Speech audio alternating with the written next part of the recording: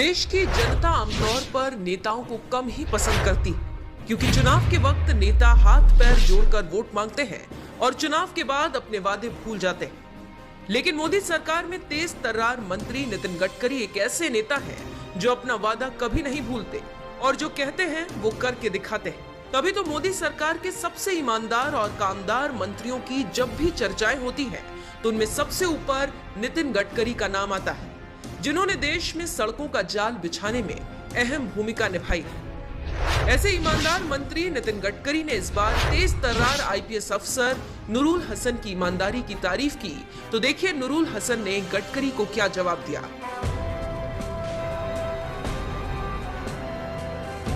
मोदी सरकार में सड़क परिवहन और राजमार्ग मंत्रालय संभाल रहे नितिन गडकरी एक ऐसे नेता हैं जो अपने काम के दम पर विरोधियों का दिल जीतने का भी मादा रखते हैं। तभी तो सोमवार को नितिन गडकरी जब बिहार के दौरे पर गए हुए थे, तो उनकी तारीफ खुद आरजेडी नेता और डिप्टी सीएम तेजस्वी यादव ने उन्हें अपना अभिभावक बताकर की। आप सब लोगों का इस कार्यक्रम में हम अभिनंदन करते हैं और आप सब लोगों का हम दिल से स्वागत करते हैं। और आज का कार्यक्रम है जो लगभग 210 करोड़ की लागत से रोहतास जिला अंतर्गत सोन नदी पर पंडुका के पास पहुंच पथ सहित 2 लेन उच्च स्तरीय आरसीसी पुल का निर्माण कार्य का है, उसका शिलान्यास हो रहा है। और बिहार की धरती पर केंद्रीय मंत्री हमारे अभिभावक आदरणीय श्री नितिन गडकरी जी का सबसे पहले तहे दिल से हम उनका अभिनंदन करते हैं और स्वागत करते हैं। बीजेपी और आरजेडी के बीच हमेशा से 36 का आंकड़ा रहा है, लेकिन इसके बावजूद आज तेजस्वी यादव अगर नितिन गडकरी की तारीफ कर रहे हैं, तो इसकी सबसे बड़ी वजह उनकी ईमानदार नेता की छवि है। यही वजह है कि नितिन गडकरी कभी भी ऐसे अफसर की तारीफ करने में भी पीछे नहीं रहते जो ईमानदारी से अपना काम करता है।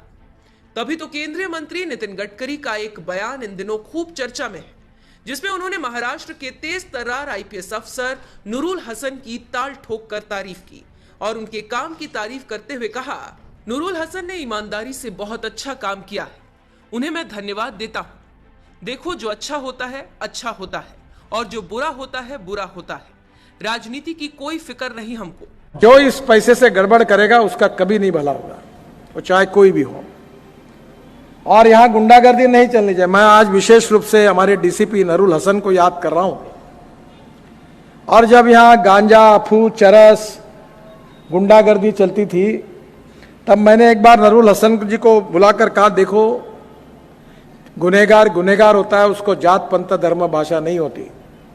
चाहे कोई भी हो, कोई भी पार्टी वाला हो, कोई राजनीतिक नेता को सुनना नहीं, ऐसी धुलाई करो कि ताजबाग में कोई गुनहगारी दिखनी नहीं चाहिए, मां बहनों की रक्षा होनी चाहिए और गरीब आदमी के अधिकारों की रक्षा होनी चाहिए। उन्होंने कहा कि सर चिंता मत करिए, और उन्होंने ईमानदारी से बहुत अच्छा काम किया। उनको आज विशेष रूप से मैं याद कर रहा हूं, मैं धन्यवाद दूंगा।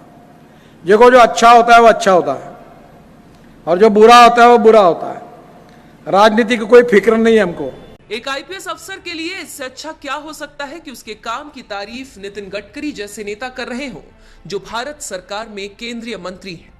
यही वजह है कि नितिन गडकरी से तारीफ मिलते ही आईपीएस अफसर नूरुल हसन इतने गदगद हो गए कि उन्होंने खुद गडकरी से मेरी तारीफ की एक वीडियो ट्विटर पर पोस्ट करते हुए उन्हें धन्यवाद दिया और हाथ जोड़ते हुए कहा, माननीय केंद्रीय सड़क एवं परिवहन मंत्री नितिन गडकरी जी, प्रशंसा और प्रेरणा के आपके शब्दों से मैं अभिभूत हूं। नितिन गडकरी ने जिस ताजबाग की बात की है वो उनके संसदीय क्षेत्र नागपुर में आता है। यही वजह है कि उन्होंने खुद नूरुल हसन को बुलाकर समझाया था कि गुनहगार गुनहगार होता है, उसकी कोई जाति धर्म संप्रदाय नहीं होता। किसी भी नेता की मत सुनो, ऐसी धुलाई करो कि ताजबाग में कोई गुनहगार दिखना नहीं चाहिए। नितिन गडकरी की इस हिदायत के बाद नूरुल हसन ने ताजबाग इलाके में सख्त एक्शन लिया था और आज उनका काम बोल रहा है। खुद नागपुर से सांसद और केंद्रीय मंत्री नितिन गडकरी अपने भाषण में उनके काम की तारीफ कर रहे हैं। आपको बता दें, ऐसे तेज तर्रार आईपीएस अफसर नूरुल हसन की पोस्टिंग इस वक्त महाराष्ट्र के वर्धा जिले में है। वो एसपी की जिम्मेदारी निभा रहे हैं। लेकिन उनका ताल्लुक उस उत्तर प्रदेश से है जहां इस वक्त योगी राज है। नूरुल हसन इसी यूपी के जिला पीलीभीत के रहने वाले हैं और यहीं से उन्होंने संघर्ष की शुरुआत की। तब जाकर आज उनके कंधे पर स्टार और तन पर खाकी वर्दी नजर आ रही है। ऐसे ईमानदार आईपीएस अफसर के बारे में आपका क्या कहना है? अपनी राय हमें कमेंट कर जरूर बताएं।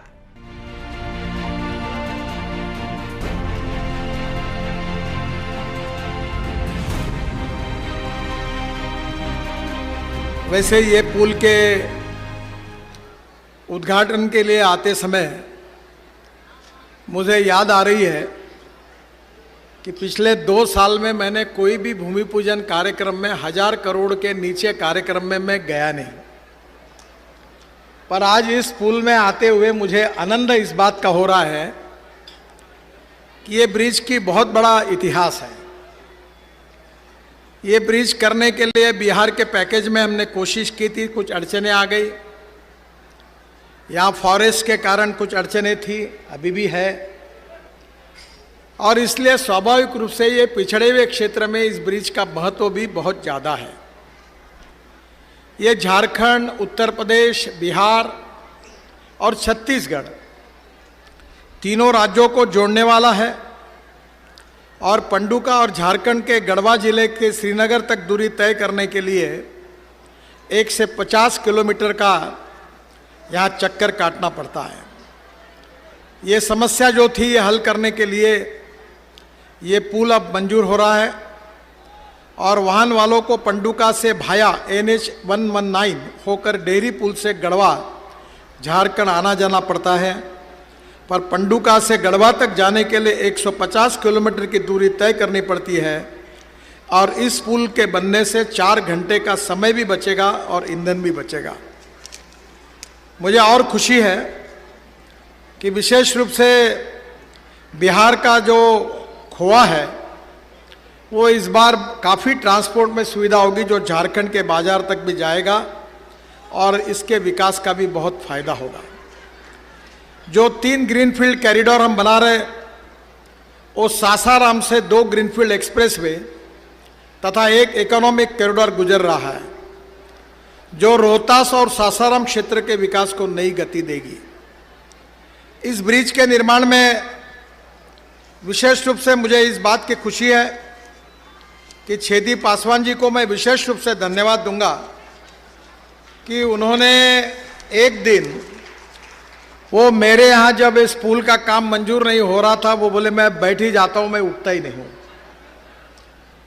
और उन्होंने आपकी समस्याओं का किला इस प्रकार से लड़ा कि मैं अधिकारियों को मैंने कहा कि भाई सब बातें छोड़ दो, ये छेदीराम जी इतने बार मेरे पास आए हैं, अब इसको मंजूर करो और इसका तुरंत लेटर दे दो और इस विषय को समाप्त करो।